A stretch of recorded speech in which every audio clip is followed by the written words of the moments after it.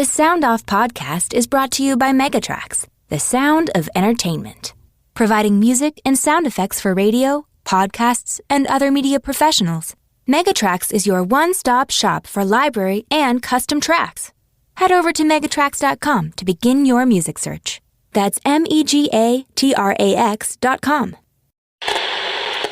The Sound Off Podcast. The podcast about broadcast with Matt Kundle. Starts now. Jim Lang is the morning show host at 105.9 The Region in York. York, by the way, is located just north of Toronto, and it covers a big area. Jim and I worked together for a few years back in the early 90s when the Blue Jays were winning the World Series. The Expos were getting ready to win one of their own, and the Stanley Cup came back to Montreal. As the years carried on, it was great to see Jim call football games for the CFL's Toronto Argonauts and become an anchor at Sportsnet. In 2014, he got reacquainted with the alarm clock and morning radio. Jim Lang joins me from his home just outside of Toronto. I'll tell you one thing I completely forgot, though, and that's you were born in France. That's right. My father was in the Air Force in the 60s. Now, it's funny what's going on with Russia and Ukraine because my dad was there in the height of the Cold War.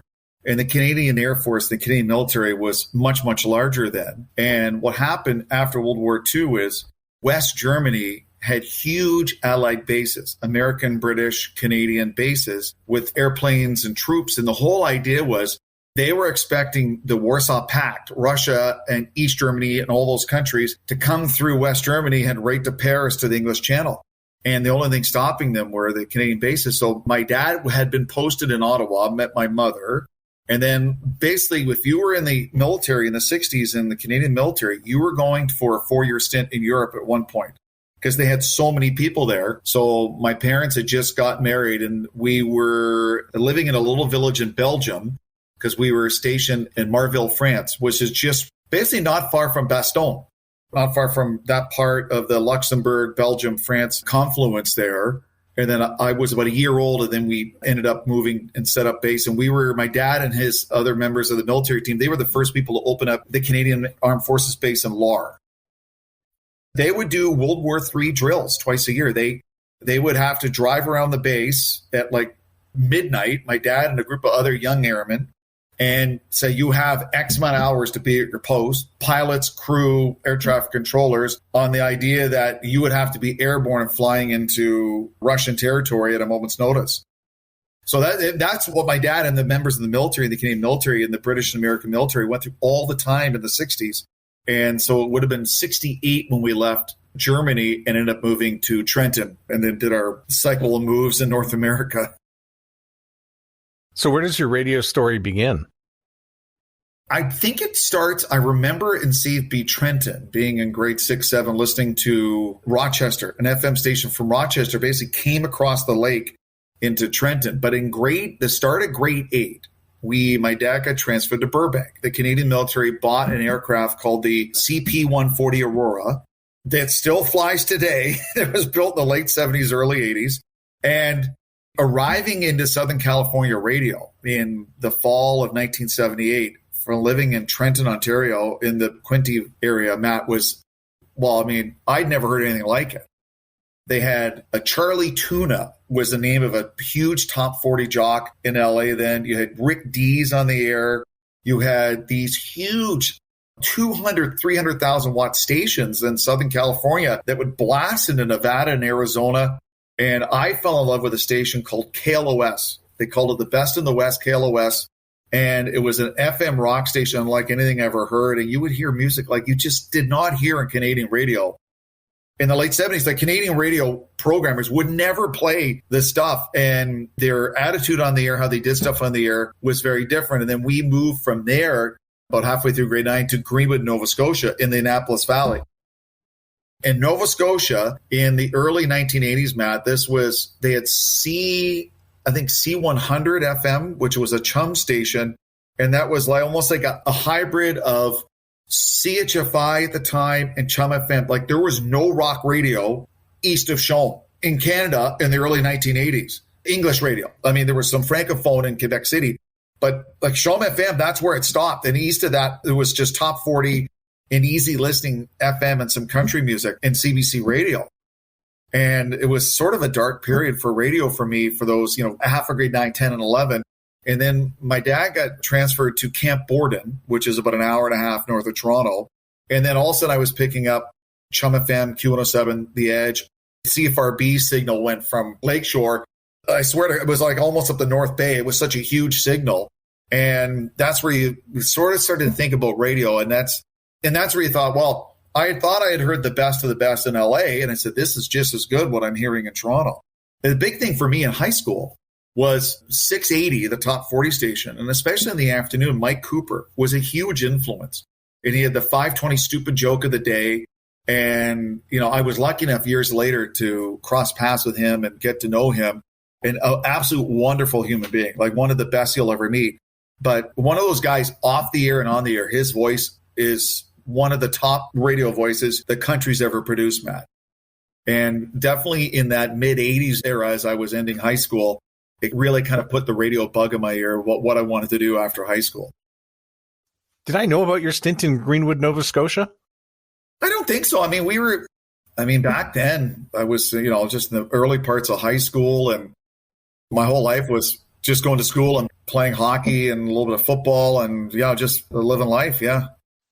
Yeah. I worked down in that area for a time in the 1990s. And C100 would have not even gotten to Greenwood. Kentville was the only station. Yeah.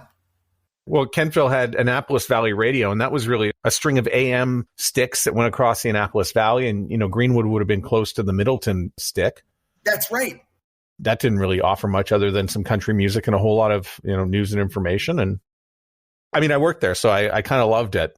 It was a great place for a first gig. Yeah. And I can remember like it was yesterday, because we would be bused from the base to the high school, West Kings District High School, because that was the closest high school to Greenwood, CFP Greenwood.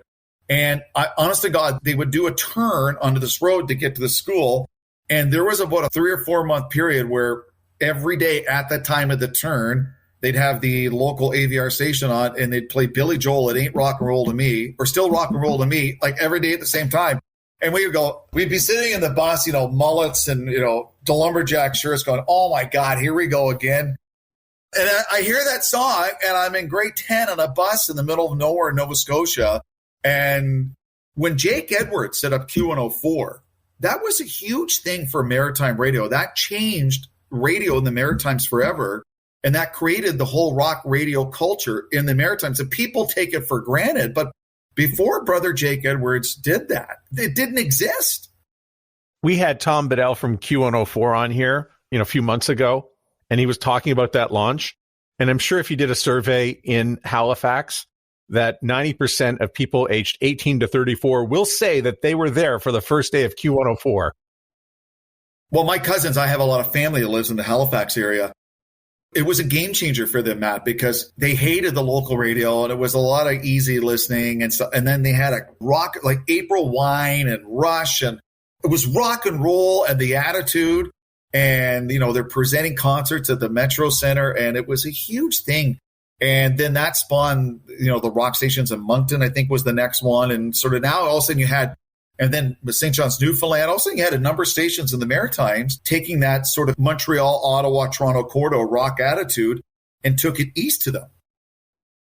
When did you first land inside of a radio station? Well, I guess my favorite story is when I started at Humber College. I had applied to different colleges for radio broadcasting, and Humber was the one that accepted me. And so there was about 65 of us in the first week, and it was the second or third day class, and it was like, hi, I'm Matt, and I'm from Montreal, and I did some volunteering here. And everyone, they're going along like L, Lang, so they started at A. And so I'm Jim Lang, I'm from CFP Borden, I like to listen to radio. That was my experience. And it was like, I'd never been inside. Like they had all like, they were like from a small town. They had worked at their local radio station, or they had a high school radio station because they were from the city. And I didn't know.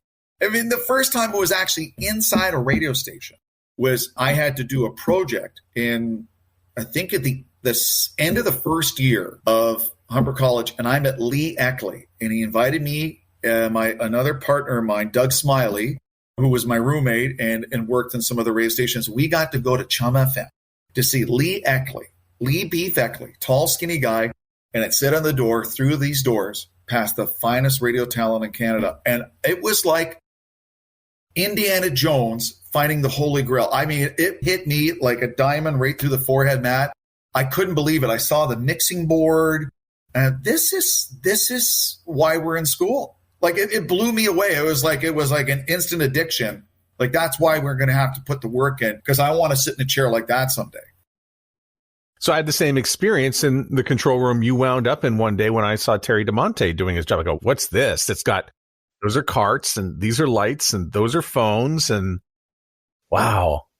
Oh, it was next level. So fast forward. So I end up doing my internship at Q107 because Stan Lark, God rest his soul, the late great Stan Lark, who ran the radio program at Humber for years, and he had worked at CKEY and RB, and he worked he had a syndicated gardening show through the 70s and 80s that was broadcast in like 100 AM stations in Canada.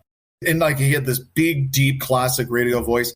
So he made calls. I ended up doing my internship at Q, which was a wonderful experience. And I got my first job. I sent about 35 resumes, and one place hired me. It was CKBB in Barrie. And the program director and part-time announcer, Jeff Walther, was a Humber alum and always liked to hire Humber people, give them a break. Don Landry was doing the evening show, who was a year ahead of me at Humber, and I got hired to do the all-night show. And they had the old pan pots, the old dial pots. And I go, this is not quite the Chum FM board. It was the summer of 87, and I was like talking at a microphone, being paid to do it on a radio. So I thought, this is great. They had those pan pots, by the way, at AVR. Oh, I believe it. So it was like a big dial on your oven. And that's how you adjusted the levels, as opposed to the nice, what you see, the nice mixing boards and that. But, it was old school, but Matt, by God, it did work. How did you get into Q107? As an intern? Yeah.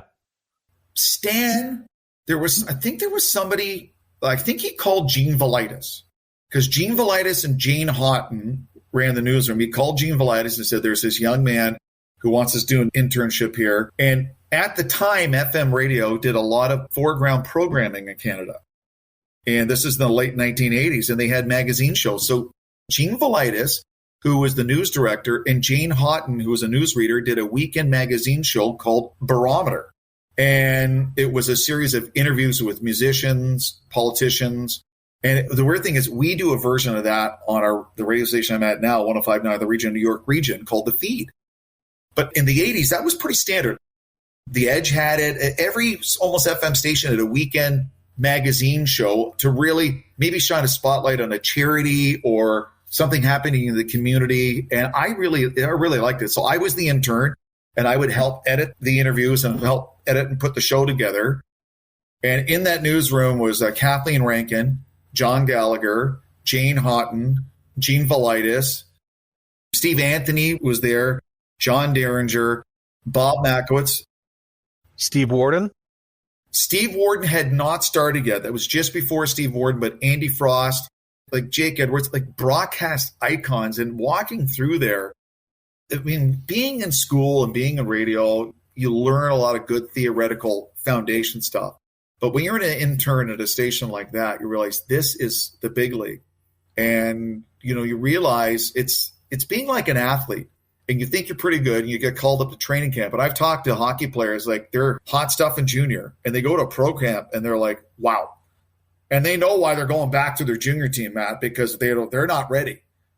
And as much as I thought I knew everything, I walked into a place like Q in the late 80s doing an internship with that talent. I'm like, there's no way I'm ready to get in front of a microphone at Q107. Send me away somewhere, because you realize you got a lot to learn. The more you do it, it becomes muscle memory. And it was explained to me, you start talking about athletes and they say, look, Jim, we don't have time to think. Things are happening so fast and so immediately. You practice it so much that it happens without thinking. There's no thought that goes into it. And you're asked afterwards, how'd you do it? And you're like, you'd almost have to look at the video. Like, oh yeah, that's how I did it. Because in the moment, you're not really sure how it happened. And I find in broadcasting, You have to do these shows, host a podcast, voice a comment and write it. And you learn the best way to write it, the best way to voice it. The one thing I find it takes time is at the beginning, everyone talks in a pretty flat tone of voice with a few, I find, minor modulations up and down. But with time, you really learn how to do almost like a singer looking at a music sheet. You learn the up and down of your voice. So if I give a script to someone out of school, they're going to read it. It's going to sound like Matt Kundle is hosting a podcast on Squadcast. And it's going to sound pretty basic. And I think with time, you learn how to read that in such a way it sounds completely different. And that's only comes with time. To me, that's only experience. And the longer you do it, the longer you're doing it, you're reading the same words as someone else, but it sounds completely different because of your understanding. The voice has got to be almost like you're listening to a song. Like a singer can't hold the note up like here. You can't sing like down here. It's got to be somewhere up and down. There's got to be moments where you punch the words in a song. It's the same thing reading a script. You have to know when to punch the words in a script. So you were doing some production with John Derringer at Q107. I think you were doing the 6 o'clock rock report in and amongst all the other stuff, because I know you came to Montreal with all these great relationships with bands, and you came part of the deal to show them in Montreal, as I recall. And in you come. So John goes and lives out in St. Lazare, which is, past Hudson. It's not even a suburb, like you're in the country, but you choose to reside in Outremont, which is like the polar opposite. Not only, the neighborhood is predominantly French. It's fairly diverse, but it's really in the heart of Montreal, and you're not really near the radio station, which was located over in Westmount on Green Avenue. So why did you want to jump in and do Outremont? I wanted to live the Montreal experience. Like, I really wanted to feel like I was in Montreal. And the other thing is I was making $20,000 a year and my apartment was $350 a month. And this is great. First of all, this is the most money I ever made in radio. It was $20,000 a year and $350 a month. And it was like a studio 1-bedroom kind of open concept, hardwood floors, but really cool area. There was a metro, a small metro, a couple blocks away. And I'm like, oh, the metro in Quebec, I can get beer and wine. Oh, this is fantastic. And there was like a real Montreal bagel shop nearby. And I would have to drive over the mountain to come down Green Avenue. And I had an old K car and I couldn't afford winter tires. And I can remember one time coming into the morning show and I'm coming down the mount to get down to Green Avenue. You come down from Mount Royal and it flattens out by Sherbrooke. And I was doing this and I missed a Jaguar by that much. And I'm like, oh my God. I still to this day don't know how I didn't hit some of those expensive cars parked along, because I was not in the fancy area, but I drove to the fancy area to get to the radio station at Shome. But I really wanted to immerse myself in the Montreal experience. I was in my late 20s. I was single. I said, I'm going to live in Montreal. John wants to live out in St. Lazare, out in the sticks with his big dog. That's fine. But I want to live in Montreal, be able to hop on the metro, be close to things. And I don't regret it for a second. It was an incredible experience living there and working there. And years later, married with kids, went to Montreal. We were driving through and going to some of the places. It was awesome. And going up, the lookout on Mount Royal. And I could say, hey, girls, my apartment was just a few blocks over there. And that was really cool. I really liked that. And Montreal is a fantastic city, still is. And to this day, it's the only time I've witnessed a Stanley Cup parade was 4 months after I moved there, is on Sherbrooke Avenue up in the sales office. One of our sales associates, one of the corporate sales divisions that work with us, looking down on the floats going by. And it's still one of the highlights of my sports life is watching the Montreal Canadiens Stanley Cup parade in the spring, summer of 93. That was such a weird year. Here were these two diehard Leaf fans who came to work at Shome, and the Leafs had this great run, because I know you and I watched a lot of it down at Old Blitz. That's right. Yeah. That's where Toronto eliminated Detroit in, I think in overtime. I think that was a Wendell Clark goal. Anyway, the Leafs go on this great run, and then it gets to Game 7, and then they get sort of hosed by the high stick and Kerry Fraser, which I'm sure he will never live down, or at least no Leafs fan will ever let that go. But then you have to, you're in Montreal and you have to endure the Habs winning a Stanley Cup, which, I guess you guys got caught up in and was a lot of fun. But yeah, we had a riot, and then they had to put the parade on Sherbrooke Street that year. And then the Expo started to take off. It was really good times for Montreal sports then. Incredible. And I've been fortunate enough in my career, Matt, years since, to get to know a number of the players in that 93 team. And Gary Lehman, who played a key role, he honestly said, we didn't know that Jacques Demers was illiterate. No one had a clue. And Jacques Lapierre was a veteran Montreal Canadiens assistant coach. And Jacques Demers would be talking and motivating and go, Lappy, draw it up.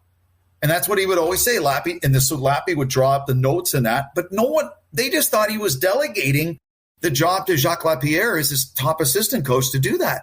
It was such a tight team and a diverse team. And this is where you realize, I mean, when you talk about all-time great goalies, when it comes to playoffs, if my life is on the line, I think I'm going with Patrick Waugh in his prime in that time, because when he smelled that Stanley Cup, you were not beating him. I mean, that playoff, that Stanley Cup final, one of the great highlights in the history of the NHL is winking at Thomas Sandstrom because he just robbed him of a goal. And you're like, you're not beating Patrick Waugh in this series. I don't care if you clone Wayne Gretzky, they're not beating Montreal that year.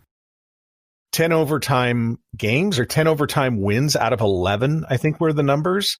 And I'm glad you mentioned Gary Lehman because he's one of the ones that came to mind. But, you know, you and I would go out. We would run into these guys in bars. And there was a bar below Shome, and Kirk Muller was generally there. Lyle Odeline would frequently be there. Of course, this was late at night, and you have to get up in the morning, so you may not have been there. But I had this question down, and I want to ask it now because, you know, we're kind of here and talking about this. And, you know, the Montreal media, Kirk Muller told me at that time, you could win 2 games and go out and everyone loves you. And then you could lose 2 games, and I can't go out of my house without getting yelled at. And you've spent a lot of time in Toronto, and all these years have now passed. What is the difference that you see between the way the Toronto media treats the Leafs and that Montreal media treats the Canadiens? And what effect does it have on the teams and their success? Because I think there's a correlation. I still think that the Francophone press in Montreal is tougher on the Canadiens if they lose 2-3 games in a row. I'm not saying the Anglophone press in Montreal isn't, but it's the bleu, blanc, et rouge, the glorieux, the thought that they're held to such a high standard because if you think of that run from the mid-50s through the 60s underrated dynasty through the 70s, it's as good as there is in sports. It's Yankees, it's Green Bay Packers, it's Manchester United. I mean, that's what the bulk of the Montreal Canadiens Stanley Cup and this run of Hall of Famers, I mean, I'm not sure if you're going to find it in other sports. You basically went a group of Hall of Famers in the 50s to a group of Hall of Famers in the 60s to a group of Hall of Famers in the 70s. Like, that doesn't happen. Like, you might have one decade. Like, as good as the Green Bay Packers were in the 60s, by the 70s, they were horrible. Horrible. For a long time until Brett Favre came along in the 90s, but not Montreal. So when they have an off year, it's like it's not accepted. And I think the difference with the Leafs, they've struggled so long. Like, I know right now in Toronto, they've had all these good teams, but losing in the first round. Matt, honest to God, if they win a first round playoff and they lose the second round, the people, well, they won a first round, right? I mean, hey, they're getting there.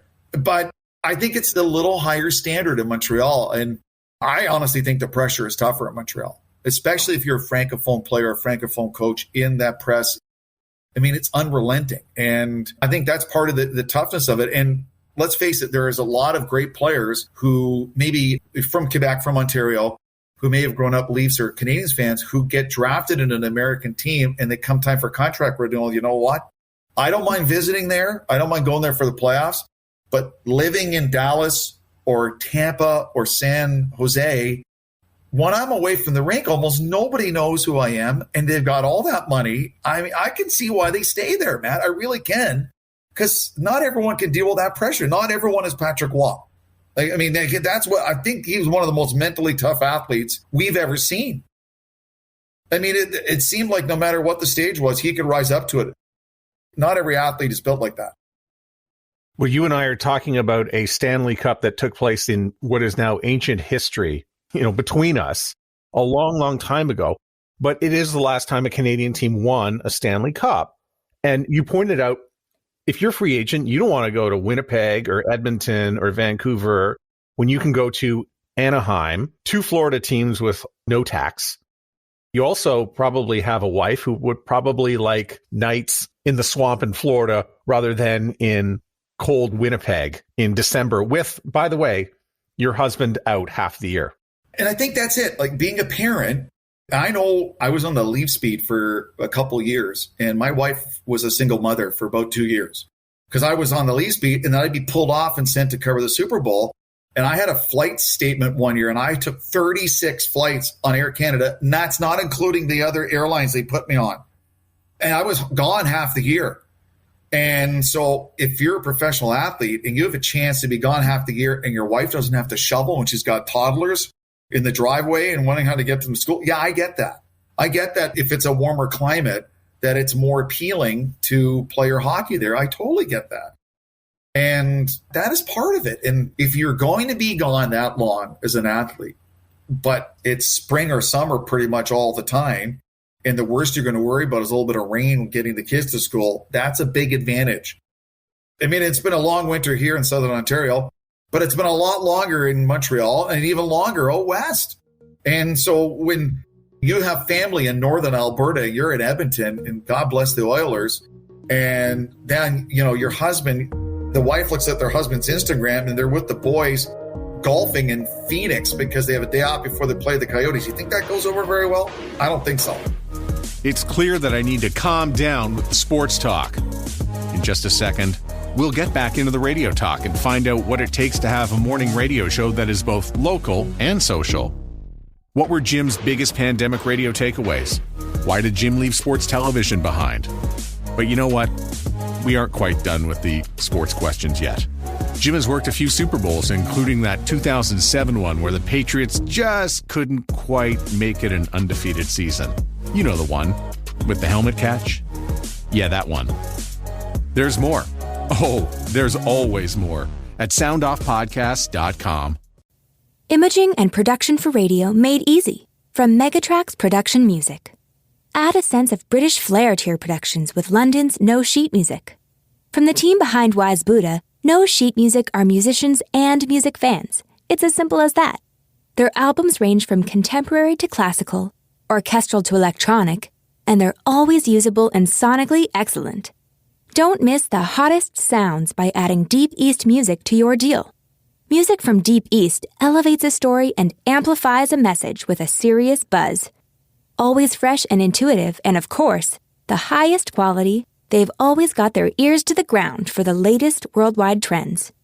Head on over to Megatrax.com or call us at 818-255-7100 for your music licensing requests. That's Megatrax.com. On the Jordan Harbinger Show, you'll hear amazing stories from people that have lived them, from spies to CEOs, even an undercover agent who infiltrated the Gambino crime family.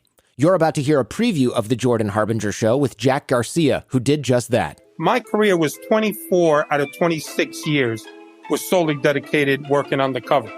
Now I walk in, I'm in the bar.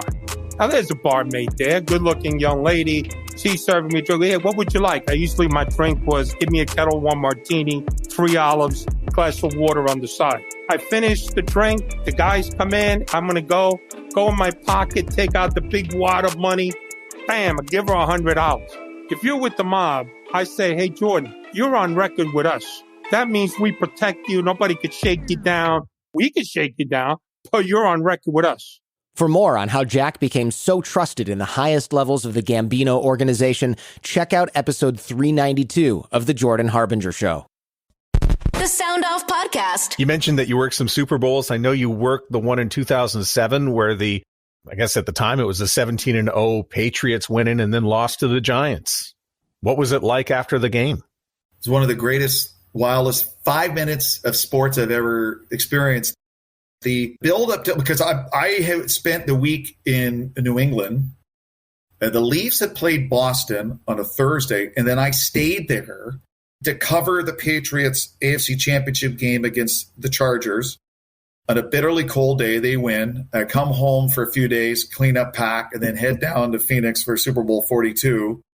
And I've never seen more odds stacked against a team and then the Giants and Eli Manning. I mean, the Patriots that year were so good, and they had everything going for them. But to the credit of Tom Coughlin and his coaching staff and the defensive coaches and really Michael Strahan and Justin Tuck were fantastic in that game. They kept after Brady and kept hitting him and kept that game close, and that was the David Tyree game. So at about 7 minutes to go in the game, all the media that's going on the field, we are ushered down to the tunnel, so we're about 10 meters from the field. We can see the field, and we're just under the seats. So what the NFL does is they have TV monitors all along this concrete walkway, so all the reporters about to go on the field can see what's happening the last few minutes. The Patriots score, and I'm not kidding, all the Boston media are like, yeah, and fist pumping, which you're not supposed to do, but they're into it. Well, guess what? All of a sudden, Eli throws a back corner to Plaxico Burress in the corner to take the lead. And the New York media, I thought they were going to go at it, some of the New York and Boston media. And then all hell broke loose when the game ended and the Giants won. And it was just mayhem on the field. It was incredible. And, and that's the thing about sports is up until a minute to go in that game, the Patriots were going to pull off the undefeated season that hadn't been done since the Dolphins and Don Shula. And I bet you if you get Bill Belichick home alone in a private moment, that still sticks in his craw that they lost that game. Because it would have been, if all the great things in his resume, he also would have had an 18-0 perfect season, and David Tyree and Eli Manning, they blew it on that impossible play. And it was incredible to be on the field afterwards. And what happens is on the field, it's almost like swarms of bees. All the reporters running around trying to grab players and get sound, and then you have to do stand-ups afterward. And it's an absolute blur. And we had some good camera people and producers trying to get everything done in that, and it was incredible. And then I was lucky enough the next year at Super Bowl 43 in Tampa, that was the game where Ben Roethlisberger hit Santonio Holmes in the corner of the end zone, the opposite corner of the end zone, and he did the toe drag, and they beat Larry Fitzgerald and the Cardinals, because Larry Fitzgerald that year in the playoffs was as great a receiver as I've ever seen. And the Steelers, their fans travel well. And that was another crazy atmosphere as well. It's nuts to go out and do all that reporting, but you've also called some games. You call the Argos on the radio. How much fun was that? Well, that was a lot of fun. I had called some OUA football and a little bit of OUA hockey in 2000, 2001 on CHTV, which was a great experience. And then I did a little bit of arena football, which I really enjoyed. And then they said, would you like to do the Argos radio? And at the time I was doing Sportsnet radio. So I had to go to Scott Moore and say, hey, and they're like, yeah, that's fine, because it doesn't conflict with your schedule. And so I did it for a year, and it was great because you really, really get a sense when you leave Southern Ontario, the Southern Ontario bubble, and go to CFL teams and CFL stadiums and other cities across Canada, how different it is. It is so different. The approach to the games, the fans, the media, the community in other parts of Canada than you see in the Toronto, especially Toronto Radio, Toronto Hamilton. So it was really eye-opening. It was a great experience. Doug Flutie, he did fumble in 96 against the Eskimos, right? We agree? Well, I think he did. I was at the game, but there was no way they were going to let the Argos lose that game. And that was one of the great football games I've ever seen. And even with the fumble, they scored a defensive touchdown late in the game with Pee Wee Smith with a pick six, and then Mike Vanderjagt kicked 5 field goals in a snowstorm. I still think the Argos would have won. Yeah, that was in Hamilton, that one, right? It was, yeah. So we get to Hamilton, and it starts snowing. We're like, oh, okay, this wasn't in the forecast, and it's snowing. And that's coming sideways off Lake Ontario through the Burlington Harbor into Old Iverwood Stadium. And, man, it was snowing. And then it picked up, and they were like, wow. But no matter how hard it snowed, they kept playing, and it was the atmosphere. And to be honest with you, that game to me saved the CFL at the moment, because the CFL was in some rough shape at the time. So I think that game, the way it played out, it was on ESPN, the highlights, Doug Flutie. He goes to the Bills afterwards. The whole thing that happened, it helped revitalize and save the Canadian Football League, I feel, in a big way, because of the way the game played. Because all of a sudden, Chris Berman's doing highlights on Sunday night. Did you see this game, the Blizzard? Because Doug Flutie's still a huge name down there.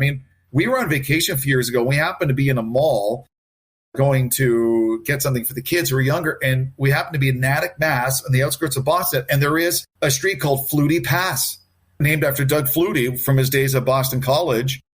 So that was really something special. And I talk about this all the time. The CFL, when it's on, it's fantastic. My problem is the Grey Cup ends, it's Christmas, and then you don't hear anything about the league for months. And unfortunately, back in the day, Matt, leagues and teams had off seasons and you didn't hear them. And you had an off season, then they'd come back. Well, you can't have an off season now with the current news cycle. With social media, you've got to produce content all the time, whether it's a podcast with a coach or player, whether it's Instagram or Snapchat. I mean, my kids are in their late teens, early 20s, and it is all Snapchat, Instagram, and social media. They don't consume stuff on a conventional TV. They're not going to have a phone on the wall. It's going to be laptop, tablet, phone watching stuff, or looking at it in their social media feed. They'll say, Dad, I saw on Instagram, or I saw on a Snapchat newsfeed, this happened. If you're in sports, you're in media, it's crucial. I know one thing I do every morning, and I come in for the morning show, I do an Instagram story, what's happening on the day. It takes about 50 to 55 seconds, and then I shoot it selfie mode, and it's like me talking to you. This is what's happening today and happening later, and just hey, hello. I think it's crucial that someone in broadcasting or sports or anything does that every day. And at least in sports, like, you could have someone in your media relations department do a quick thing. Hey, I know it's the off season. Don't forget tickets coming up. By the way, why I know it's off season, Matt Kondo, he just ran 5 miles today with his dog on his back to get ready for the season. You know, that kind of thing. Yeah, it was pointed out actually during the pandemic and became really evident that the CFL does have a social media problem and a lack of engagement problem. I added up a lot of the engagements for some of the teams and for the league, and a lot of it it's just not there. Any problems that you had going into the pandemic were just accelerated by it. And I think it became very evident during, the off year that the CFL needs to find better ways to engage. And you just mentioned it with TikTok. I mean, the CBC is bringing back Street Sense and they're putting it on TikTok. I mean, I think platforms like that, they're free, they're available, and they allow you to show some personality that maybe is separate from what's happening in the field. Because when you're on the field and you get interviewed after a game, you're not saying a lot. Now, if you're away from the field and you're with your dog in the park, you're probably a lot more relaxed and you're going to show some personality and show a more human side than the athlete all done in it. You know what I mean, Matt? Like, I think the connection, and you realize that they're an athlete. Oh, but they've got a golden retriever like I do. Oh, they're an athlete, but they watch Outlander like I do. I didn't know they loved it as much as I do. Like, showing that personal side, I think, is important in that engagement. And with the technology we have now, you can create content every day. It's very easy. Even something as simple as the Instagram story. I'm a big fan of the Instagram story. You don't have to worry about trolls. It's a quick hit. It's 15 seconds here and there. It's a photo, but it shows a little bit about who you are, and then it's gone. Like, I love the Instagram story. I'm a big fan of it. I'm very impressed by how advanced you've become in this whole new world. By the way, I don't mean to glaze over your career and not talk about your time at Mojo, because you talked about all-star teams at Q107 before, but you worked at Mojo as well, which was an innovative concept at 640, and the people in there, including yourself, I mean, it's just loaded with talent. It was a great idea and a great concept, Matt, and it was really cool to be part of. But I think part of the problem is, I've been in Canadian media for a long time, but Canadian media is very conservative. And people can talk about, we're going to do this, this, and this because they got inspired by something they saw in the United States. But to have the stomach to see it through, to back the talent, to back the management that we're going to do this, it doesn't happen very often. People wonder, why has there not been a Canadian Howard Stern? Because between the Canadian Broadcast Standards Council, the CRTC, conservative Canadian values, to have someone like a Howard Stern talking like he does, doing talks like he does, having the kind of topics that he does, it wouldn't fly. All it takes is a couple sponsors, especially now post-pandemic, to say, hey, we're not comfortable with that. And that's not money coming in. And the radio station, TV station, do you think they're going to back you if they lose key sponsors because of some offsite stuff the host is saying? I don't think so. I just don't see it. I remember turning on my TV. I just can't remember where I turned on my TV. And then I saw your face. And I said, oh, look, Jim's got a job at Sportsnet. That's really cool. And he's got great hair. A lot of product. So what happened was I was at 640. I was the sports director and doing stuff at Q. And unbeknownst to me, the management of the station and Sportsnet were working on a deal called Sportsnet Radio. They basically said, Jim, I got good news and bad news. He goes, you have a job, it's just not here. And I kind of looked at my boss, said, you're still going to do what you do, but you're going to do it in a radio studio at the Sportsnet studios. And I had like an ISDN box, and I would punch in numbers, and I would do different stations. So I had about 6 stations, and I would bounce around, do morning updates, and we had people do afternoon. So at the time, the Sportsnet TV show was live. So the host had to be at the studio for 4, and they were live at 6 a.m. But that also means the production crew was in about 2:30 or 3 to get ready. So it was a real grind. And the hosts, the regular anchors on Sportsnet were all nighttime hosts. They had traditionally done the 9, 10, or 11 o'clock sports highlights. This is early 2000s, right, Matt? And they were complete. Their body clocks were so skewed to, game at 7, do the highlights, probably don't go to sleep at 2 or 3. And they said physically, they could not do the morning show. They could not physically perform at 6 in the morning. And they said they can't do it.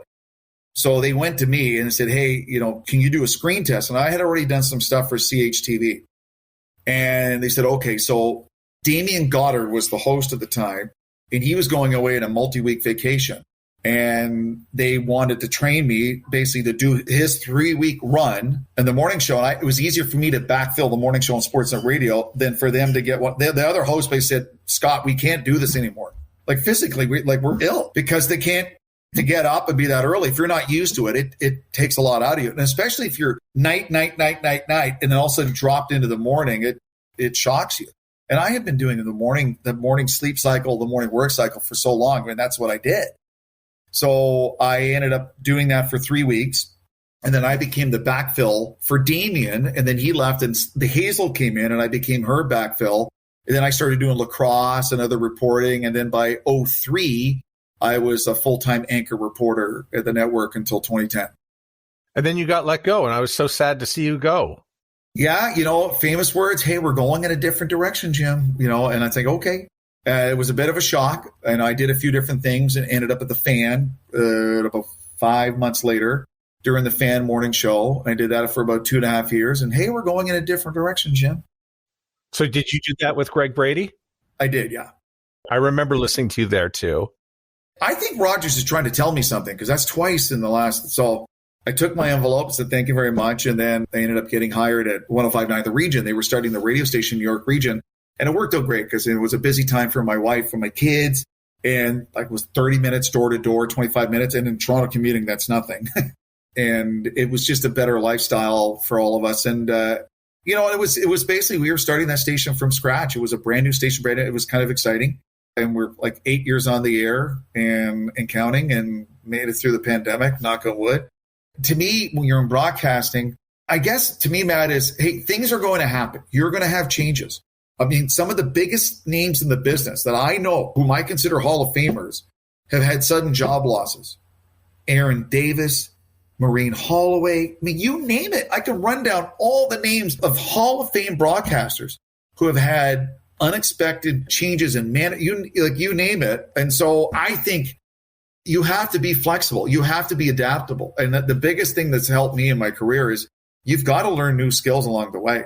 And back when I started, you did radio or you did TV or you were a writer. You didn't do either one. But if you're in business now, you've got to be able to be comfortable.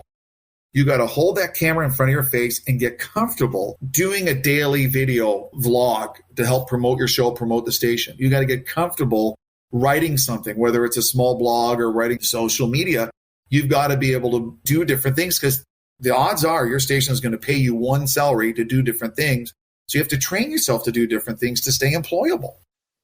I kid you not. This morning on social media, I believe I went into Milkman where they were discussing how in Newfoundland, there's really nobody manning the stations there anymore. And it was Lee Eckley who chimed in to say that company like the one you work for Durham Radio, correct?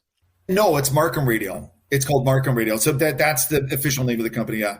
Yeah. So, but the company that you work for, Markham Radio. Yeah. and other stations that are built like this are really doing a good job connecting with the community and really redefining what radio's relationship is with communities and really setting a blueprint for what radio should be doing everywhere, really. Our whole thing is hyper-local. I mean, I do morning sports. I'll do Leafs Habs, but I'll do York Region High School sports and AAA hockey and Junior B hockey from, kids in the area. We talk about events and charities and things happening in the area. And what's happened is you look at suburbs and big cities in Canada, because of the price of housing, you have large segments of the population who live outside of the city core who are really underserved by the radio. Where we are, York Region, that's Steeles North, that's over 1 million people outside of Toronto, north of Steeles.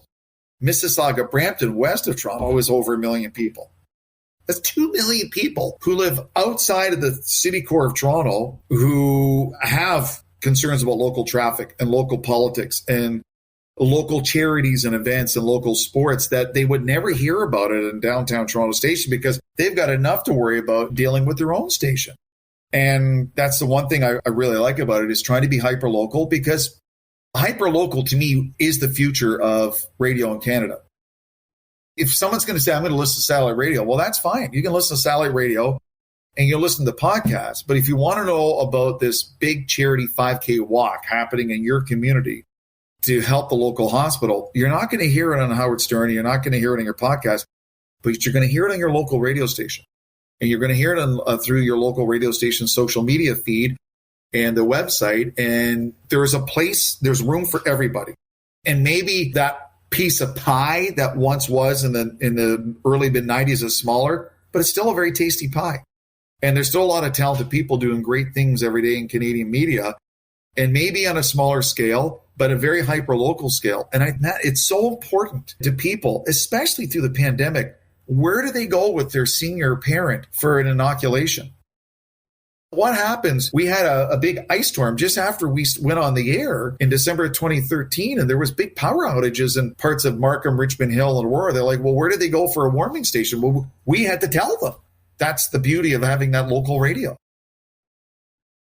How do you cover traffic? I know that seems silly, but I know you're probably near a very busy highway. But many of the commutes of your listeners are probably not to downtown Toronto. They're probably 15 minutes, maybe they're 30 minutes, but they may not even go inside the 416. Well, when I'm doing the morning traffic, I try to focus on Steeles up to, Highway 9. That's the main area of York Region. East, west, north, south. And most people are going down 400, 404, or 27 and 48. And then Highway 7 is the big east-west through the heart of the region. So you're focusing on choke points in areas of Aurora, Richmond Hill, Vaughan, Markham, in that area. Now, we will touch on stuff like, hey, if you are going into the city, the bottom of the 404 at the DVP every day is a nightmare in Toronto. It's no different in Montreal and Vancouver. There's going to be a highway. I could be blindfolded. No, that highway at that time of day is awful. It's just the way it is. So we really try to say, hey, there's an accident in this part of 16th Avenue, Woodbine, just east of the 404. Well north of Toronto, but for people in that part of Markham, that's important to getting off the highway who are trying to go east. So we let them know about that. We really try to be hyper-local, working with the York Region Police, working with the transit. They'll say, hey, there's a bus stoppage because of a problem at Rutherford and Jane, and we let them know about that. What's your biggest pandemic takeaway involving radio? What did you learn the most about radio, between 2020 and 2022? Well, we learned that our online numbers went through the roof. The amount of people that listen to the radio station on their laptop when they were working at home grew in a huge way because they needed to know locally what was happening, where to go. Is it safe? They needed that information. And so we were providing that information with our daily programming. And then our weekend magazine show, we have a show, Ann Romer is the lead on it. And, and she's so well known in the area, and it's called The Feed, and it's an hour. And we would talk to health experts and mayors and nurses and just people in the community and businesses. And that was a big thing too, is people, if you're getting into this business, if the business community suffers, you suffer. If the local businesses aren't making money, you're not making money. The government can, they may have a campaign, an advertising campaign to promote vaccines, but it's limited. Let's be honest. When the local economy is doing well and local businesses are doing well and they have disposable income to spend on advertising, there's more money for local TV and radio and internet and digital media. It's important that you're making sure that you have good campaigns, letting people know, like, we're big on like shop local, help local business, get takeout. If you're not comfortable going in, just get some takeout and come home, but you're helping local business. And people may think, well, hey, if that local business goes under and that's one less piece of money out there in the community to spend on advertising, that's going to hurt you in the long run. So it's in your best interest to make sure that you're reminding people the importance of shopping local and helping local business. And that's one thing maybe people forgot in the pandemic, but it was really brought home big time in the pandemic because, I mean, for a lot of radio stations, Matt, for years had relied on, depending on the format, and, car dealers and, bars and restaurants and that, it was gone. They were shut down. They weren't spending money on advertising. And then like, well, where'd the money go? So, you have to be creative. How are you helping business? Because if you're helping business, then they can spend money on advertising. They're helping you, because if you're not the CBC, you have to really be always thinking about the business angle of your station and how it benefits everybody. Jim, I'm going to put all of your social connection points in the show notes of this, because I think a lot of people should follow you because you're doing it right. And, of course, you're a great follow and you're a sports fan and all the things. But for anybody who wants to be more local and social, you're a great example. So thank you. Well, I appreciate it, Matt. I mean, to me, the media has changed a lot through the pandemic. But the need to be informed locally of what's going on, the need to know that this is happening is important. I can remember they had a vaccine clinic at the Ray Twinney Arena in Newmarket, and there was a long lineup. It was a really cold day. There were seniors standing outside, and they hadn't done it before. This was all new. They had never had a mass vaccine clinic in a lot of parts of our community, and it's like that across Canada. So everyone was learning. So I had the mayor of Newmarket on the next day, who I've gotten to know really well through the years of working at the station, and he basically explained what happened and how they helped. And then, sure enough, a few days later, they had tweaked things. The community had heard. They got involved. If it was a really elderly person, they said, here's a chair, here's some water. Don't stand out in the cold. Things like that. Because, all of a sudden, you're working for a local community, no matter where you're in Canada, and you're told you have to close down the hockey rink, turn it into a mass vaccination clinic, and it's minus 20 out. And half the community wants their shot because they're seeing the news and they're worried they're going to die from COVID. Everyone's learning as they go along here. So the radio station can be a great conduit to help everyone stay informed and learn about ways things can be done better, and just inform people. You're letting, hey, this is what happened. They're doing this now. It's okay. These are the hours. That kind of stuff, to me, that's the invaluable thing about radio still in Canada. That's why it's so important. Jim, thanks so much for doing this. It's great to connect after 30 some odd years. Yeah. Well, I mean, yeah, Matty Kundle and I, a few Expos games, a few Habs games back in the day. It's the one thing I still remember. The old Shome studio, when I first started there, it was windowless and was a classic FM studio. And if you push your seat back too far, you would run into the rack of CDs.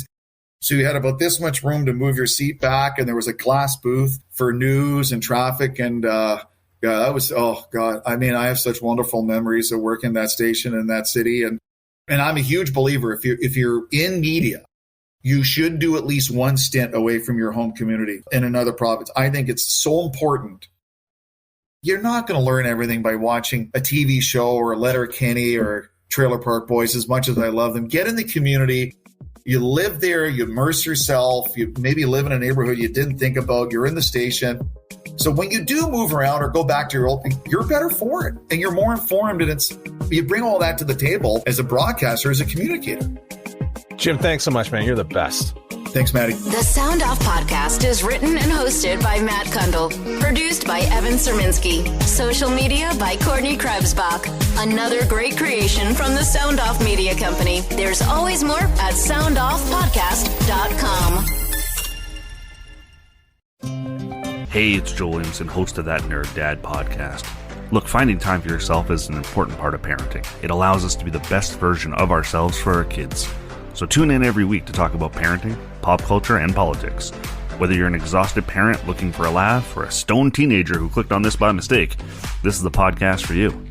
You can find me on Spotify, Apple, Google, the Dean Blundell Network, or at thatnerddad.ca.